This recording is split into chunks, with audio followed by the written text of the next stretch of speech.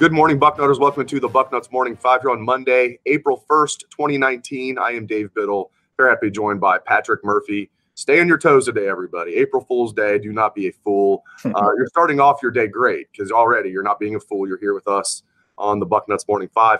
We're going to do a deep dive on Ohio State's quarterbacks today. It's like, Patrick, it's almost like, before we get into like the actual discussion, it's funny. It's been a big topic of conversation. I think Ryan Day has done his best, has done a good job, frankly, of making what is a major topic like he's knocked it down as much as possible. I mean, it just hasn't been this hot button topic that every Buckeye fan's talking about every second of the day. No, it hasn't. And, we think back to previous quarterback competitions here, last offseason with Joe Burrow and Dwayne Haskins with a little Tate Martell mixed in there. There was a lot of talk of that this time of year. You can even go back, the Cardale Jones, JT Barrett, Braxton Miller. Obviously, that was very high profile coming off a national championship. And you had three guys who had all played, but no Jermaine Stanley Jackson. Oh, I'm going back a little bit now. Yeah, that goes back a little ways.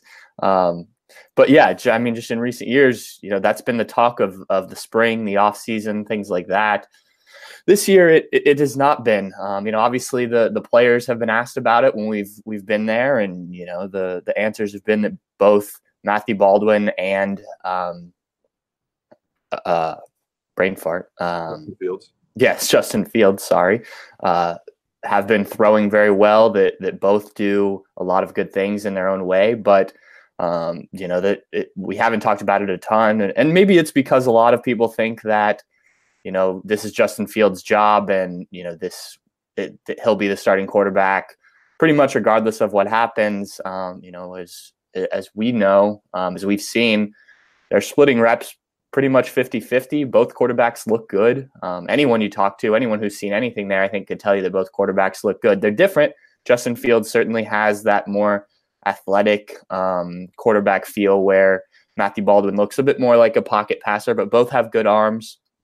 Both, have a nice release. I think the ball does tend to pop out a little bit more when Justin Fields is throwing it from what we've seen. But it is a little weird, like you said, that we haven't really talked about this quarterback competition and, what it could mean if either guy wins and whatnot as much as we have in the past. Yeah, and it's interesting because Ryan Day, when we've been out there practice, Justin Fields takes all of the first team reps. And even when they're just going through position drills, there's a pecking order. Somebody goes first, somebody goes second. He always goes first. And then when they're doing like scrimmaging, we haven't seen them scrimmage live. We've seen them go 6-on-6 where they're thudding up. We've seen some 5-on-5s when they're thudding up. We've even seen some 11-on-11, but we have not seen them actually go live. But when they do quote unquote scrimmage, Justin Fields has taken all the first team reps when we've been out there. But then you hear Ryan Day talk, and he says that that Matthew Baldwin's also getting some first team reps. Is that, you think Ryan Day's just saying that because he doesn't want it out there that, Justin Fields is getting all the first team reps? Because I do find it interesting, including the one practice where we saw the entire practice, Justin Fields took every first team rep. Matthew Baldwin took every second team rep. And Ryan Day, who, by the way, we will talk to later today after practice, we'll get a chance to ask Ryan Day about all this. But Ryan Day shot that down and said, no, well, Matthew Baldwin's getting some first team reps too. What do you make of all that? I think there's some, like you said, that something that, they don't want it out there that Justin Fields is taking as many first team reps as he is. I do think, I think we've seen Matthew Baldwin with the first team. He's worked with J.K. Dobbins. He's thrown to the first team receivers. But you're right. Justin Fields is always going first, which I think is an indicator. But maybe not the sole indicator. Maybe they worked, who knows in that situation. But I do think there is some gamesmanship to it from Ryan Day's perspective. I've never understood why, if you have a guy who seems to be ahead, why there needs to be this back and forth. I think that they probably are going to name a starting quarterback before that opening game in late August in the fall. And so, it's not like you're hiding it from an opponent at this point. You're just, keeping guys interested, I guess. Matthew Baldwin doesn't seem like a guy that you need to, tell that he's still in the competition. He was a kid in high school who, remained at Lake Travis despite the opportunities to transfer behind some very good quarterbacks and didn't play till his senior year. If Justin Fields turns out to be the quarterback that we all think he will, it would be a very similar situation here for Matthew Baldwin. So, I don't think Matthew Baldwin's scared of competing. I don't think he's worried about, the coaches saying, hey, Justin Fields is ahead of you, if that is in fact the case. So I'm not sure what the tactic is here. Maybe it's just coaches being coaches, but I think that if I had to guess based on what we've seen, Justin Fields at least has a leg up in this competition and, probably will as we leave spring practice, whether they tell us that or not. Yeah, it's going to be interesting if Ryan Day waits till August to name a starter, or if he does it at the end of spring ball, or at least he's not going to come out and say Justin Fields or Matthew Baldwin's our guy no matter what happens at the end of spring ball, but at least name a leader, which he has not done yet. When someone asked him, it was a journalistic mistake. I'm not going to call out the reporter because it's actually a good reporter. I've done it before. Everybody's done it before, where you ask two questions at once, and then the better of your two questions don't get answered. Like somebody asked Ryan Day last time, is there any separation between Fields and Baldwin? And then asked him like another question, something about that was just like piggybacking on that. It's like, no, like just ask him the separation question, which, by the way, if no one else asks today, I'm going to ask.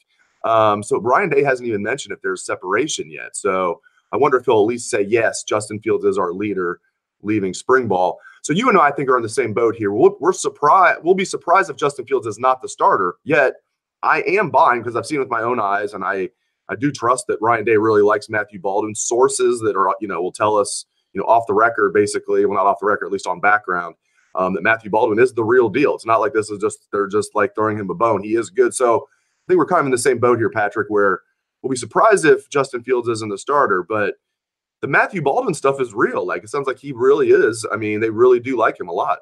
For sure. And I think, there's a reason Ryan Day recruited Matthew Baldwin. He's the guy that, the only guy that he's gone out and found as a high schooler, brought into Ohio State and worked with.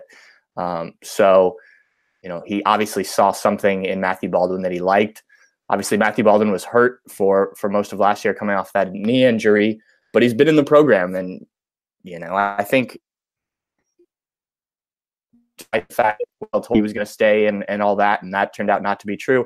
I do think there was something to the fact that this offense is a difficult one to learn. There's a lot to it. So I think that helps Matthew Baldwin as Justin Fields picks things up. And Ryan Day has said that he's been pleased with how quickly Justin Fields has learned things. But that both guys are still learning parts of the offense, and they're not, giving it to them all at once. So I think that maybe plays a part in this as well. But there's a reason Justin Fields was 5-star kid, the number 2 quarterback in the country, just behind what's his name at Clemson. Trevor Lawrence. Yeah. Apparently I forgot quarterbacks' names this morning. It's early. I got you out of bed to do the show, so that's fine. But there's a reason that he was rated that highly. Now some people have that shine has come off a little bit because he didn't win the starting job last year at Georgia, and you saw what Trevor Lawrence did, but that doesn't mean that, he's not just as talented.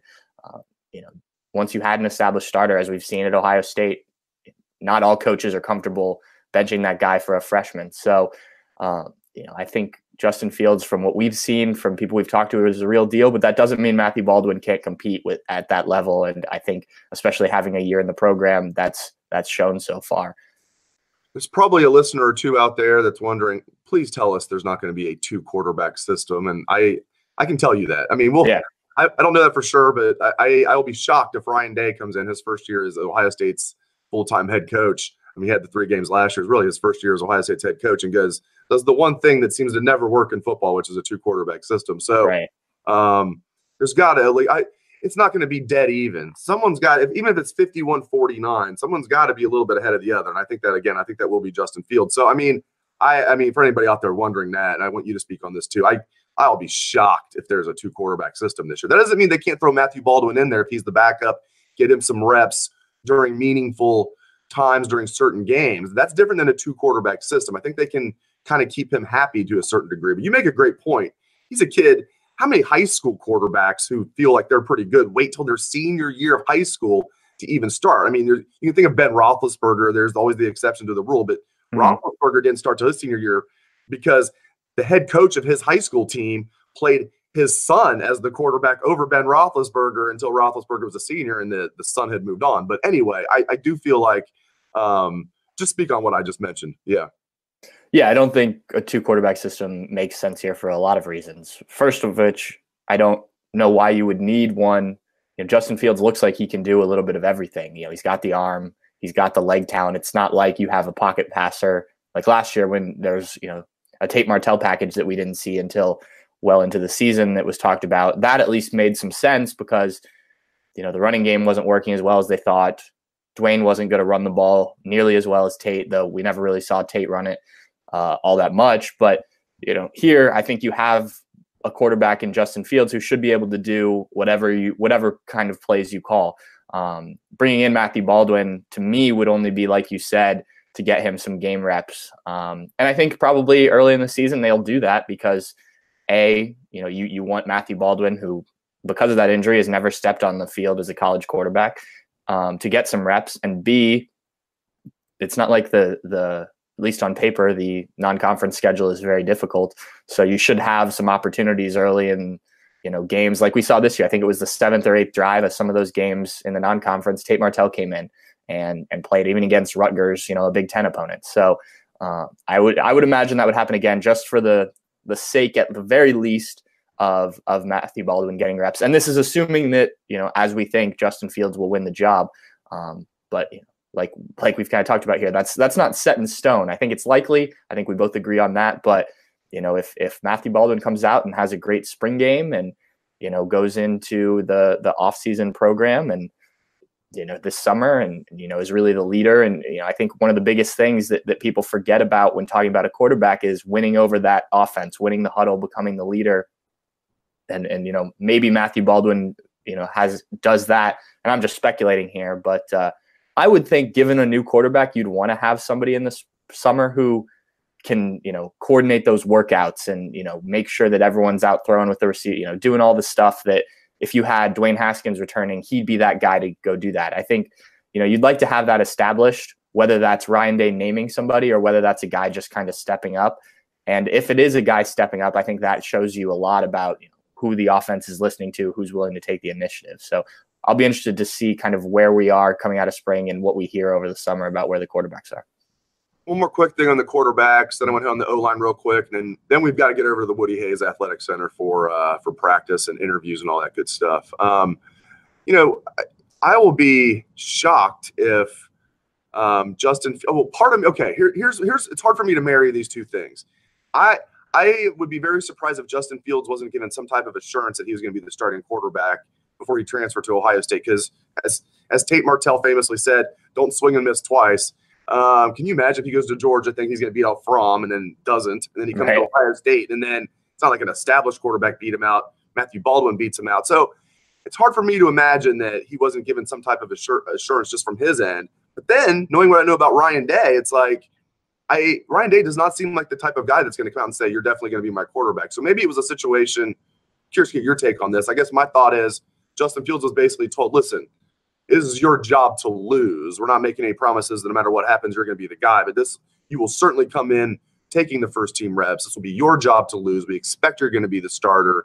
Maybe something like that. How do you think that conversation went down between Justin Fields and Ryan Day, Justin Fields' camp, Ryan Day and the coaches when Justin Fields was deciding what to do?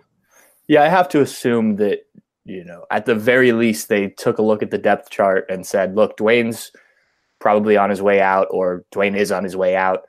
And, here's what we have. At the time, Dwayne Mathis was in the conversation, but, you wouldn't expect that to be an issue. So, at the very least, yeah, I think like you said, it was, look, we expect you to come in and be the guy to start, at least start taking first team reps in the spring. Now I imagine, knowing Ryan Day like we do, and from what Justin Fields has said, that he also had to earn that in winter conditioning. I think if Justin Fields came in and loafed around and, didn't take this seriously, then maybe when we go out there for the first time, when we went out there this first time this spring, maybe Matthew Baldwin is the first guy. I don't think Ryan Day is handing anything over to anyone. I think that that's been very clear from what we've seen. But I do think that, you want a guy like Justin Fields here. He, as you said, has already been beaten out for a job once. So, I'm sure there was some conversation about how the depth chart would look going into spring. But I do think he's going to have to earn it. It's going to be the quarterback position is going to be decided on merit. And, then going forward, I would imagine that's the case. Ryan Day seems like that type of guy, and I think that's the fair way to go about it, frankly. Yeah, and I can't wait to talk to Ryan Day about all of this, at least a lot of this. Right. It's not like it's going to be like a one-on-one or two-on-one just with Bucknuts and Ryan Day, but it's going to be an entire media. But I will definitely get my questions in about the quarterbacks today. And also today, it's important, we're going to meet with Greg Stadrawa and the offensive linemen, not all of the offensive linemen, but a lot of them. That'll be cool. It's our first time talking to the O-lineman and Coach Stud this spring. Brandon Bowen's been a big story. We talked a lot about that. He hasn't played football in a year and a half. Now he's coming back. He's going to be the starting right tackle. He's looking good. He's healthy. So that's great. That's been a big story. I think a huge story that maybe no one's talking about enough is Josh Myers at center. Center, to me, everybody talks about left tackle being the most important position. No, I mean, center is the most important position. It's the quarterback of the offensive line, and there's such a great lineage of centers at Ohio State. And I was curious to see if Myers was going to be, pretty good this spring, or if he was going to seize the job. It sounds like he has seized the job, and that's going to be huge. He's a big, strong kid, third-year sophomore. At one point was the number one tackle recruit in the country. And then he was listed as a guard. And now, in the mold of Billy Price, he's found his way down to center. And it sounds like, again, this sounds like he is having a really good spring and is going to solidify this job. And that is huge news, Patrick. Absolutely. They, as you said, the lineage is great at that position, especially recently. Pat Elflein, Billy Price, and even Michael Jordan last year finished All-American by 2 outlets. So if you're going to play that position for Ohio State, you need to be ready to do it. And this is a guy who hasn't seen a lot of snaps. So there certainly were questions. You talked to him when we were out in LA for the Rose Bowl, and he seemed very confident at that time. Watching your video, there was even talk about maybe using him some at center late in the season there, and moving Michael Jordan back over to guard just to get him some experience. That obviously never happened. So, but that shows you the confidence that they had in him as the season progressed. He's certainly been the first team center. It sounds like when Jonah Jackson comes here that he's going to play at guard. That looks like the spot that he's going to start at least because of what Josh Myers has done. They seem confident in him. So that's great. As Urban Meyer always called it, and I always thought this was a great way to put it, the center is the apex of the offense. And he's the only player that is going to touch the ball on every play. So that's pretty important, I would say. I think that, like you said, left tackle maybe gets the money and the talk. But, if Ohio State doesn't have another great center, that offensive line doesn't start at that high level that the standard's been set at. Great stuff from Patrick Murphy. Thank you very much, Patrick, and thank you to all listeners out there for tuning into the show. I appreciate it. I hope everyone has a great day. I hope you stay fool free. Let's hear the Buckeye Swag, best damn band in the land.